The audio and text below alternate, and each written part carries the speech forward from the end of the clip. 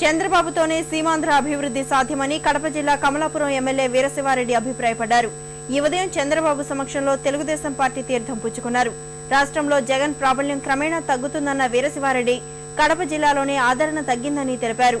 వీరశివారెడ్డితో పాటు కడప మాజీ deputy mayor Nabi Rasool, Pulivendula మాజీ జడ్పీటీసీ జ్యోతిరెడ్డి, జిల్లా గ్రంథాలయ చైర్మన్ రాంకోటిరెడ్డి తదితరులు చంద్రబాబు సమక్షంలో తెదేపా తీర్థం పుచ్చుకున్నారు.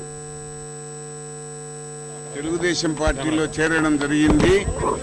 రాష్ట్ర విభజన నేపథ్యంలో ఒక్క చంద్రబాబు నాయుడు గారికే స్వర్ణాంధ్రప్రదేశ్ నిర్మించడం జరుగుతుందనే భావంతో ఈరోజు తెలుగుదేశం పార్టీలో చేరడం జరిగింది. కడప జిల్లాలో తెలుగుదేశం పార్టీ అభ్యర్థులను గెలిపించేదానికి కమలాపురం, జమ్మలమడుగు, ప్రొద్దుటూరు, మైదుకూరు అన్ని స్థానాల్లో జిల్లా అంతా కూడా గెలిపించేదానికి కృషి చేయడం జరుగుతుంది.